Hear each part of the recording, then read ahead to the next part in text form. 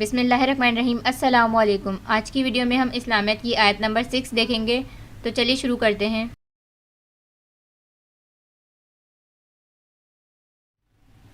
آپ کی جو اسلامیت کی نیو بک ہے اس کا باب اول قرآن مجید ہے، جس کا حصہ بے ترجمہ تشریح منتخب آیات ہے۔ آپ کی جو آیت نمبر 6 ہے وہ سورہ نساء سے لی گئی ہے۔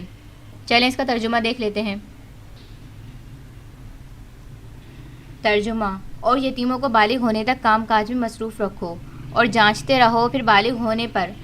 اگر ان میں عقل کی پختگی دیکھو تو ان کا مال ان کے حوالے کر دو، اور اس خوف سے کہ وہ بڑے ہو جائیں گے، یعنی بڑے ہو کر تم سے اپنا مال واپس لے لیں گے، اس کو فضول خرچی اور جلدی میں نہ اڑا دینا۔ اور جو شخص آسودہ حال ہو اس کو ایسے مال سے قطعی طور پر پرہیز رکھنا چاہیے، اور جو ضرورت مند ہو وہ مناسب طور پر یعنی بقدر خدمت کچھ لے لے۔ اور جب ان کا مال ان کے حوالے کرنے لگو تو گواہ کر لیا کرو، اور حقیقت میں تو اللہ ہی گواہ اور حساب لینے والا کافی ہے۔ اس کے الفاظ معنی دیکھ لیتے ہیں۔ ابتلو تم جانچتے رہو، بلغو وہ پہنچے، آنستم تم محسوس کرو، رشدن سمجھ بوجھ، اسرافن بے جا فضول خرچی، بدارن خوف سے، فلیستعفف اسے بچنا چاہیے، حسیباً حساب کرنے والا۔ اب ہم اس آیت کے ترجمے کی تشریح دیکھیں گے کہ اللہ تعالیٰ نے اس آیت میں ہمارے لیے کیا بیان فرمایا ہے۔ تشریح: اس آیت میں نابالغ اور یتیمہ کے اموال کو واپسی کے وقت شرائط کا ذکر ہے، اور ان کے اموال کو بے دری خرچ کرنے سے ممانعت بیان کی گئی ہے، اور بتلایا گیا ہے کہ جب ان میں سے بلوغ و رشد پایا جائے تو ملکیت ان کے حوالے کر دیں۔ دولت کو سنبھالنے، اس کو جائز تجارت میں لگانے اور نفع و نقصان میں فرق سمجھنے جیسے معاملات سے متعلق ان بچوں کی قابلیت و صلاحیت کی آزمائش کی جائے۔ اگر وہ اس عمر کو پہنچ چکے ہیں کہ یہ چیزیں سمجھنے لگیں تو ملکیت ان کے حوالے کر دو، اور ملکیت حوالے کرنے کے وقت گواہ مقرر کر دیے جائیں تاکہ بعد میں کسی پر کوئی الزام عائد نہ ہو، غلط فہمی بھی ختم ہو جائے گی اور آئندہ کسی جھگڑے کا خدشہ بھی نہیں رہے گا۔ اس آیت میں نابالغ اور یتیمہ کے اموال کو واپسی کے وقت شرائط کا ذکر ہے کہ جو یتیم بچے ہوتے ہیں ان کو ان کا مال کس وقت تک دے دینا چاہیے۔ اگر وہ بچے اس قابل ہو چکے ہیں کہ وہ اپنے مال کی حفاظت کر سکتے ہیں، اپنی ملکیت کی حفاظت کر سکتے ہیں، اس کو صحیح اور مناسب طریقے سے خرچ کر سکتے ہیں اور اس میں نفع اور نقصان کا فرق سمجھ سکتے ہیں، تو ان کو ان کا مال واپس کر دینا چاہیے۔ یتیم بچوں کو ان کی ملکیت دینے سے پہلے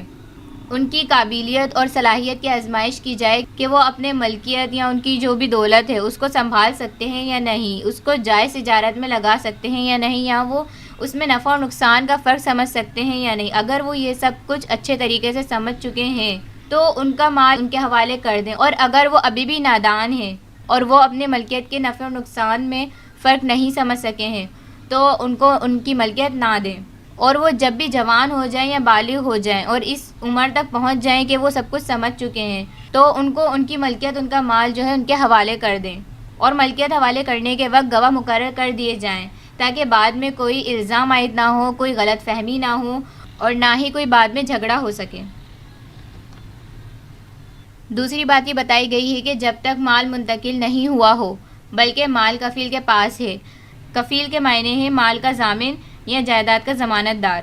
اور وہ خود دولت مند ہے تو یتیم بچوں کے مال میں سے کچھ استعمال کرنے کی اس کو اجازت نہیں۔ باقی جو یہ ان کی دیکھ بھال کرتا ہے اس کا اللہ تعالیٰ اس کو بہت بڑا اجر دے گا۔ البتہ کفیل خود غریب اور محتاج ہے تو اس منصفانہ طریقے سے بقدر ضرورت دستور کے اس مال میں سے لینے کی اجازت ہے۔ لیکن اللہ تعالیٰ نے یتیموں کے کفیلوں کو ہدایت کر دی ہے کہ اس خیال سے کہ بچے بڑے ہو جائیں گے اور اپنے مال کا تقاضا کریں گے تو جلدی جلدی اور بے جا استعمال میں ان کے مال کو ختم کرنے کی ہرگز گنجائش نہیں ہے، بلکہ یہ ظلم ہوگا۔ اور دوسری بات یہ بیان کی گئی ہے کہ جب تک مال منتقل نہیں ہوا ہو، یعنی مال جو ہے وہ کفیل کے پاس ہے اور کفیل جو ہے وہ دولت مند ہے، وہ ضرورت مند نہیں ہے، تو اس کو یتیم بچوں کے مال میں سے کچھ استعمال کرنے کی اجازت نہیں ہے۔